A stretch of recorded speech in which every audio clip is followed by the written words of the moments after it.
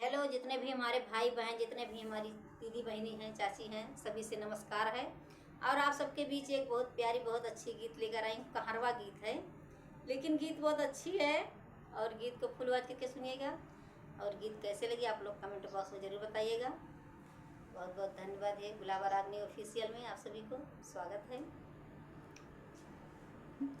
ऊंचिया टरिया पहिला लसुगाना चोरवई लई गे चोराई, चोरवई लई गे चोराई।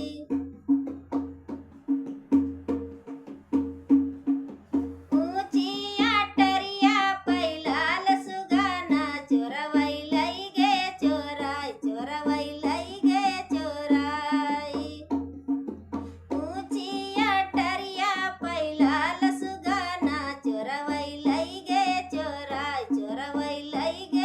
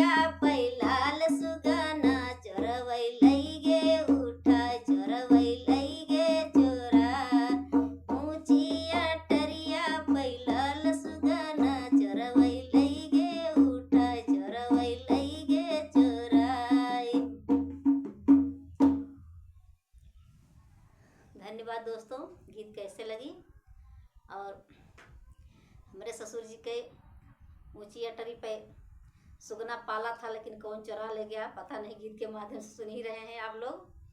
और गीत कैसे लगी आप लोग कमेंट बॉक्स में ज़रूर बताइएगा। और गीत को फुल आवाज करके सुनिएगा और ढेर सारा प्यार दुलार दीजिएगा और चैनल को सपोर्ट करिएगा और वीडियो को लाइक करिएगा और सब्सक्राइब भी करिएगा साथ साथ, और सपोर्ट भी करिएगा। आप सबके सपोर्ट से, आप सबके सहयोग से हम भी आगे बढ़ें और अपनी छोटी बहन समझकर बढ़ाइए आगे। बहुत बहुत धन्यवाद है, बहुत बहुत स्वागत है सभी को।